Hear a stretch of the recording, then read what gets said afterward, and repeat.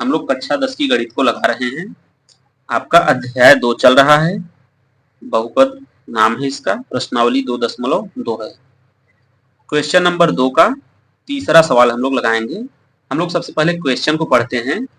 एक द्विघात बहुपद ज्ञात कीजिए। हमें द्विघात बहुपद ज्ञात करना है जिसके शून्यकों के योग तथा गुणनफल दिए गए हैं। शून्यकों का योग दिया गया है और शून्यकों का गुणनफल दिया गया है 0 और करड़ी में 5 के रूप में। और हमको क्या करना है, द्विघात बहुपद निकालना है।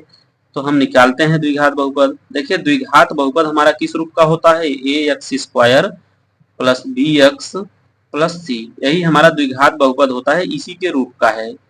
तो इसी के रूप का है, हमें इसी के रूप का निकालना है। अब देखिए जो शून्यक होते हैं द्विघात बहुपद के, अल्फा और बीटा होते हैं, वे शून्यक होते हैं।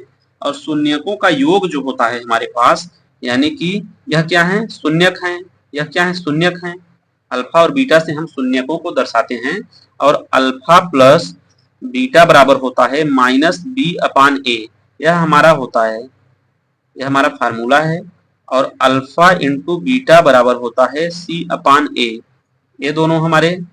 अब देखिए यहाँ पे अल्फा प्लस बीटा बराबर -b/a, और -b/a किसके बराबर है, 0 के।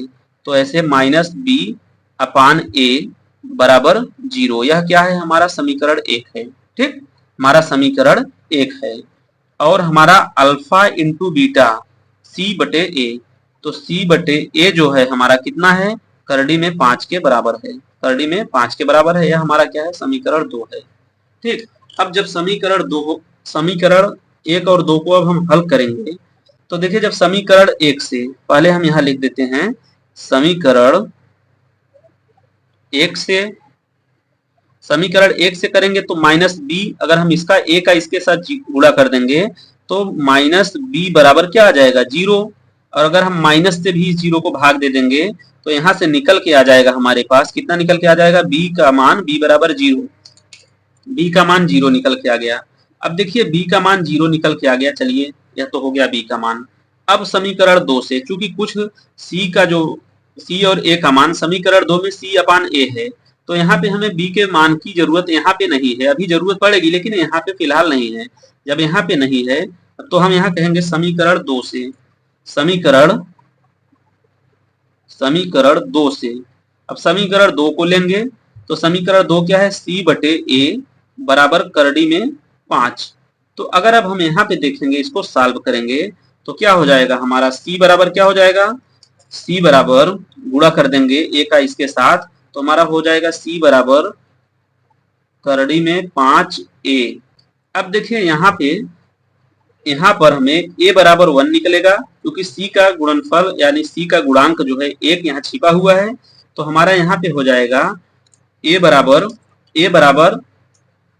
1 हो जाएगा, और c बराबर करड़ी में 5, क्योंकि यहाँ पे 1 है, तो यह इसके बराबर, यह इसके बराबर, c बराबर करड़ी में 5।